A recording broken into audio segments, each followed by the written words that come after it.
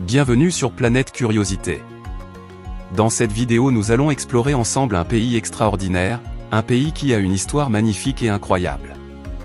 Nous allons explorer ensemble, Israël.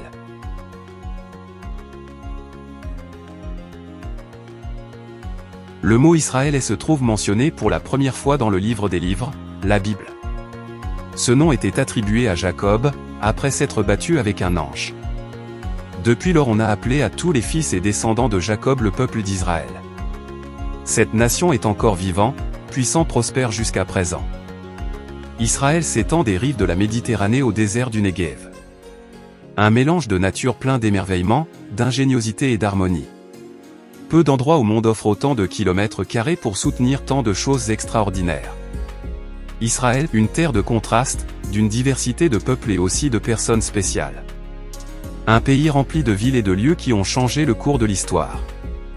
Tels que Jérusalem, ainsi que des lieux surprenants et dynamiques qui constituent l'Israël moderne. De la pittoresque Galilée au sable du désert de Judée.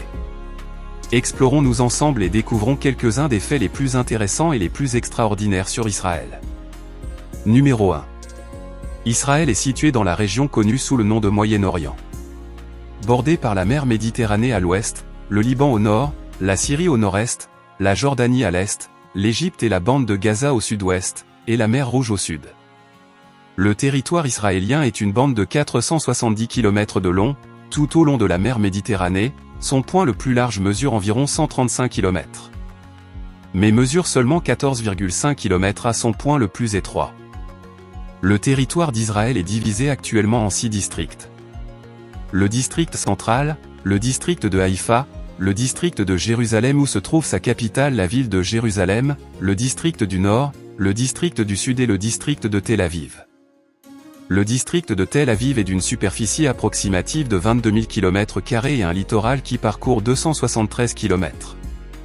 Israël est l'un des plus petits pays du monde et représente environ un tiers de 1% du Moyen-Orient.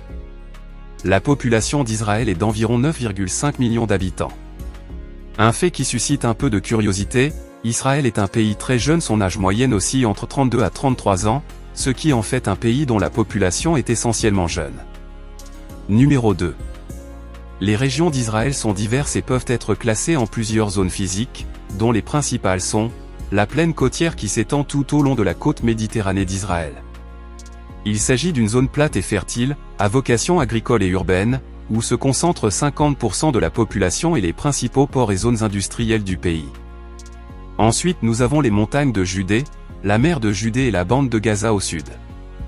La mer de Judée est la zone la plus peuplée d'Israël. Les montagnes de Judée et de Samarie sont situées dans la région centrale d'Israël, et sont caractérisées par des collines et des montagnes escarpées, avec des vallées profondes et des rivières au nord-est. Le plateau du Golan, la région la plus élevée du pays où domine la vallée de la Kula. Au nord se trouvent les montagnes de Galilée, qui fait partie l'une des régions les plus élevées d'Israël, où se trouve la mer de Galilée, la plus grande source d'eau douce du pays, la vallée de Jezréel, qui sépare les deux régions d'Israël. La vallée du Jourdain est une longue et étroite vallée qui s'étend du Liban à la mer Rouge. Cette bande est traversée par le Jourdain, qui s'étend sur 120 km, et se jette dans la mer Morte. Le point le plus bas de la planète. Les déserts du sud représentent 60% du territoire israélien et comprennent les terres arides noires et l'Araba. L'Araba est une région célèbre pour ses sols rouges et ses anciennes mines de cuivre, qui s'étend jusqu'au golfe d'Ilat sur la mer Rouge. Numéro 3. Jérusalem est la capitale d'Israël.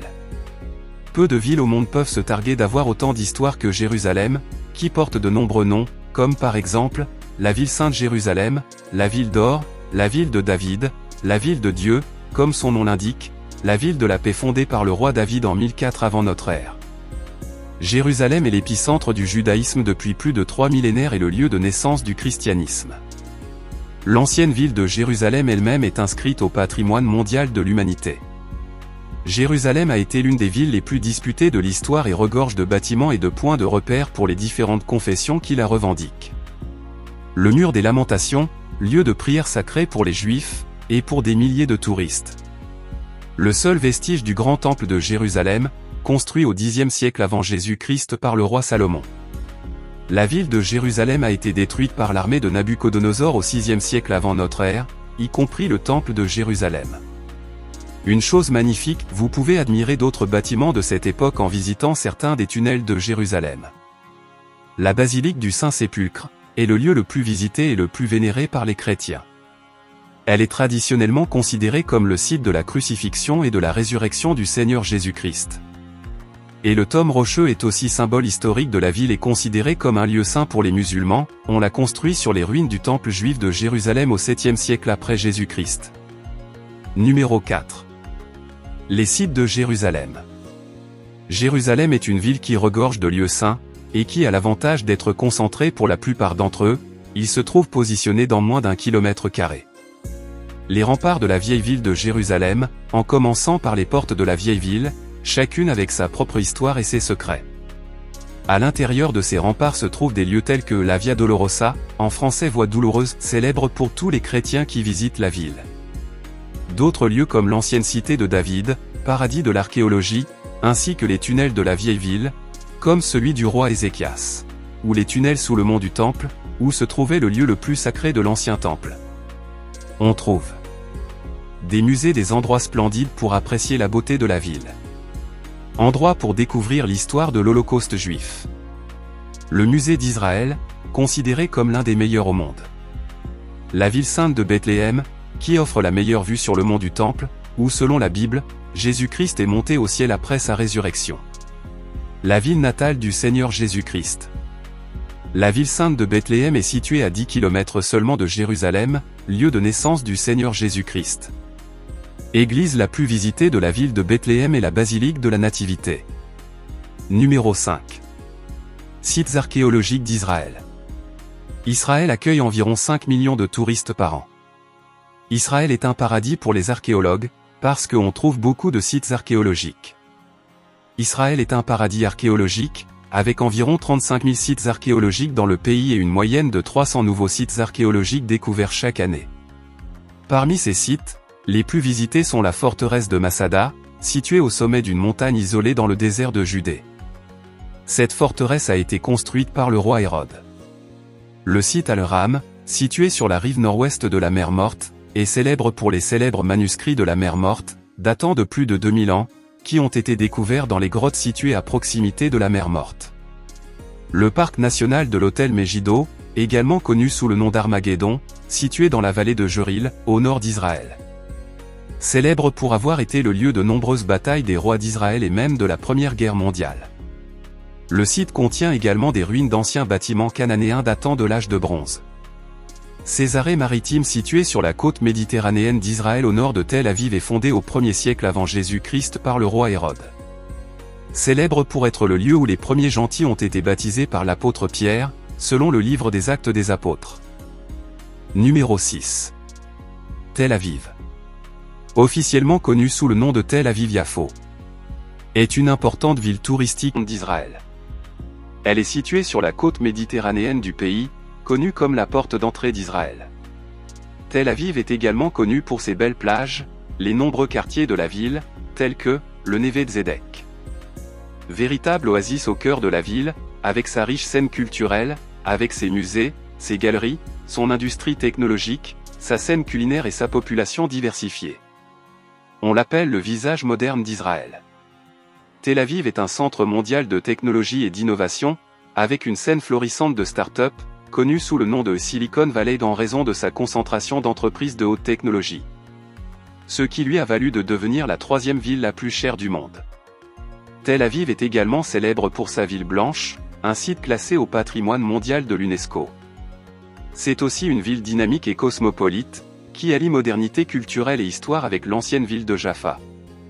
Jaffa, qui fait aujourd'hui partie de Tel Aviv, est connue pour son charme historique et son ancien port, dont l'histoire remonte à plusieurs siècles, même à l'époque biblique.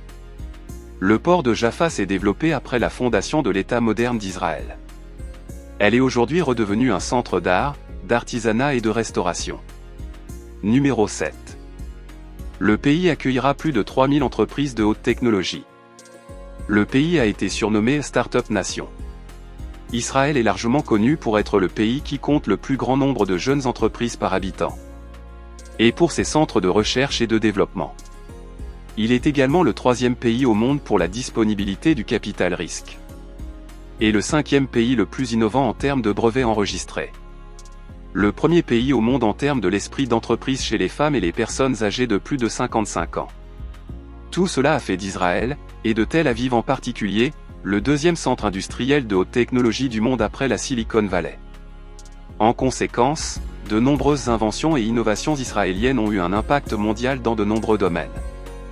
C'est le cas, par exemple, de l'informatique, de la messagerie textuelle, de la messagerie vocale, du téléphone portable, du processeur Intel 21. La clé USB, l'application au trafic et la reconnaissance faciale. Dans le domaine de l'agriculture, il a développé des techniques et des technologies d'irrigation avancées, telles que l'irrigation au goutte à goutte. Par exemple, comme nous pouvons le voir, Israël a une économie avancée et diversifiée qui se caractérise par un mélange de secteurs traditionnels et modernes. Il est connu pour ses avancées dans des domaines tels que la cybersécurité. Aussi dans le domaine des ressources naturelles, Israël possède des réserves de gaz naturel qui constituent une source d'énergie importante, et il est connu pour ses avancées. Avec la ville de Beersheba, il est aussi très puissant et connu comme un centre mondial de cybertechnologie. En ce qui concerne les ressources naturelles, Israël possède des réserves de gaz naturel qui ont contribué à son secteur énergétique. Jeddah étant considérée comme la ville de l'énergie d'Israël. Numéro 8. Le littoral israélien. Le littoral méditerranéen représente beaucoup de choses pour les Israéliens. La plaine côtière abrite également les hôtels les plus luxueux du pays. Enfin, Israël compte quelques 140 plages qui offrent des vues incroyables et des activités divertissantes. Certaines comptent parmi les plus belles plages du monde. Les habitants du pays adorent se rendre aux plages pour bronzer, nager, faire du jogging, naviguer et regarder les autres jouer au matko, qui est une sorte de jeu de tennis sur le sable. Netanya, une ville qui offre l'une des plages parmi les plus propres au monde. Mais Netanya est aussi connue comme la ville du diamant, car elle est le centre de la très rentable industrie du diamant, la 2e plus importante du pays.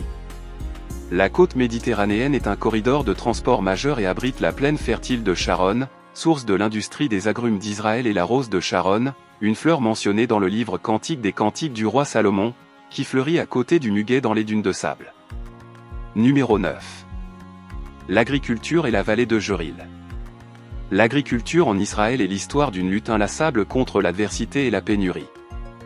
Depuis la création de communautés agricoles, telles que les kibboutz et les moshavim, au début du XXe siècle, jusqu'à l'application des technologies les plus avancées à la production agricole. Au début du XXe siècle, l'application des technologies les plus avancées à la production agricole a permis de créer des semences résistantes aux parasites et à la sécheresse. La création d'espèces adaptées au désert ou aux eaux salines. L'utilisation d'eau saline et d'eau recyclée dans l'agriculture, l'irrigation au goutte à goutte gérée par des systèmes informatiques intelligents. Parmi beaucoup d'autres réalisations qui ont fait d'Israël une puissance internationale dans le domaine de la recherche et de la technologie agricole. Le meilleur endroit pour comprendre visiblement ce miracle est peut-être le désert du Negev, qui a miraculeusement reverdi. Au nord, nous trouvons également la vallée de Jezréel, une plaine verdoyante couverte de champs de blé, de pastèques, de melons, d'oranges, parmi de nombreuses autres cultures. La vallée de Jezréel, également connue sous le nom d'Armageddon, étant le seul passage entre les montagnes qui conduisait les caravanes de l'Est vers la Méditerranée. Une autre des célèbres montagnes surplombant la vallée est le mont Tabor, le site traditionnellement identifié comme l'endroit où le Seigneur Jésus-Christ a été transfiguré. Numéro 10. Haïfa, ville moderne située sur la côte méditerranéenne et entourée par les pentes du mont Carmel, est la 3e ville d'Israël et un port important, célèbre pour la diversité de sa population et son industrie technologique prolifique. La ville est un modèle de coexistence, un lieu où juifs, musulmans et chrétiens vivent ensemble en parfaite harmonie. Une ville mixte non religieuse. Et la seule où les bus circulent le samedi. Les collines escarpées grimpent le long de la montagne, offrant des banlieues calmes et attrayantes. Les jardins suspendus, classés au patrimoine mondial de l'UNESCO, sont de magnifiques jardins en terrasse qui mènent du sanctuaire à la base du mont Carmel. D'autres attractions se trouvent à proximité. On trouve aussi une communauté agricole pittoresque construite à l'extrémité de la chaîne de montagnes du Carmel, c'est la première moshava construite en Israël. Elle est connue pour ses vignobles et la grande cave construite ici en 1889, lorsque l'industrie du vin est devenue l'industrie la plus importante de la région. Aujourd'hui, la Moshava a été transformée en centre d'été et de vacances. Numéro 11. Acre. Une merveilleuse ville antique. Elle possède de nombreux sites remarquables, tels que des vestiges de la période romaine hellénistique et des structures, des murs des périodes croisées et ottomanes. Reconnue par l'UNESCO comme site du patrimoine mondial pour son rare mélange d'Orient et d'Occident. Des aperçus authentiques du passé et des vestiges uniques de différentes cultures ont fait d'Acre l'une des villes les plus singulières du monde. Acre est l'une des villes les plus uniques du monde antique. Avec des ports stratégiques et centres d'opération pendant plus de 100 ans, la ville était la porte d'entrée de tous les pèlerins à la Terre Sainte. La partie de la côte située entre Acre et la frontière libanaise offre d'excellentes plages. Un parc côtier qui s'étend sur des kilomètres le long de la Méditerranée à l'extrémité du nord-ouest d'Israël. Près de la frontière libanaise se trouve Ras Shanikra. Le seul endroit du pays où la mer rencontre avec la montagne, un lieu de falaises, de grottes et de cavernes dans les eaux turquoises de la Méditerranée. C'est là que se trouve le parcours du téléphérique, le plus court et le plus raide du monde. Il emmène les visiteurs 70 mètres de profondeur, en formant un angle de 60 degrés. Numéro 12. Voyons-nous maintenant comment s'est formé l'État moderne d'Israël. Israël existe en tant que nation indépendante, il y a plus de 3000 ans. Lorsqu'est sous la direction de Josué, après un exil de 400 ans en Égypte. Les tribus israélites ont conquis le Canaan. Cependant, après la destruction de Jérusalem en 70 après Jésus-Christ, les Israélites ont connu une période d'exil qui a duré près de 2000 ans, après avoir subi de multiples persécutions et des plans d'anéantissement. En 1947, les Nations Unies ont approuvé un plan visant à créer 2 États dans la Palestine mandataire britannique. L'État juif et l'État palestinien. Le 14 mai 1948, David Ben-Gourion a proclamé l'indépendance de l'État d'Israël, ce qui a été immédiatement suivi d'une guerre avec plusieurs États arabes. Ce conflit a duré 15 mois et connu sous le nom de guerre de libération, qui est célébrée chaque année en Israël, et qui commémore le renouvellement de l'État juif sur la terre d'Israël. Numéro 13. Le plateau du Golan. Le plateau du Golan est une région montagneuse située au nord du pays, à la frontière entre Israël, la Syrie et le Liban. Cette région est un lieu de conflits territoriaux, depuis qu'Israël en a pris le contrôle lors de la guerre des 6 jours en 1967. Malgré son histoire tumultueuse, le plateau du Golan est devenu une destination touristique très prisée en Israël. La pittoresque vallée de Oula abrite des attractions uniques, telles que les zones humides qui accueillent des millions d'oiseaux migrateurs au printemps et à l'automne. La région est également connue pour ses hautes montagnes, dont le mont Hermon, le point culminant d'Israël, est une destination de ski très prisée. En outre, les amateurs de vin peuvent explorer quelques-unes des 35 marques de vin et plus de 250 établissements vinicoles qui produisent du vin en Israël, qui jouit désormais d'une réputation prestigieuse pour son vin. Pays qui jouit aujourd'hui d'une réputation internationale. Les amateurs d'histoire peuvent visiter l'impressionnante forteresse de Nimrod. Une fortification médiévale construite au XIIIe siècle pour se défendre contre les invasions des croisés. Numéro 14. Les guerres d'Israël. L'armée israélienne est considérée comme l'institution la plus prestigieuse du pays.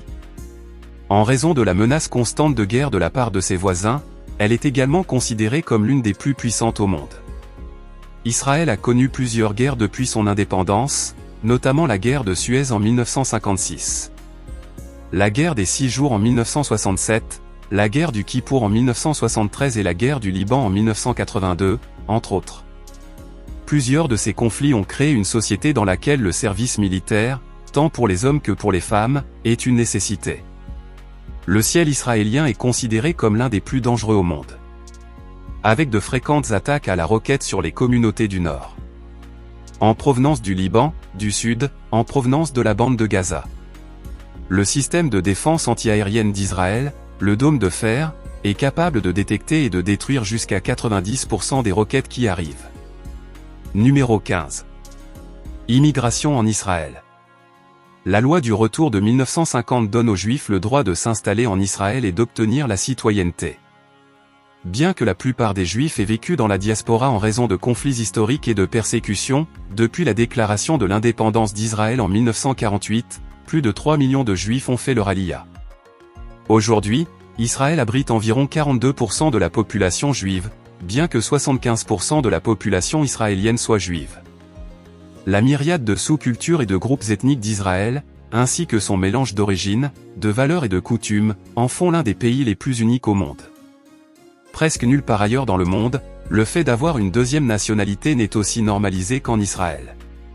Par exemple, les immigrants de l'ex-Union soviétique représentent aujourd'hui 15% de la société israélienne. 19% ceux d'Europe. 9% ceux d'Afrique et d'Asie. Quelques 100 000 personnes originaires des pays d'Amérique latine. Environ 200 000 en provenance des États-Unis. Numéro 16. Les langues en Israël. Plusieurs langues sont parlées en Israël, notamment le français, l'espagnol, le russe, l'anglais et l'arabe, en raison de la diversité de la population.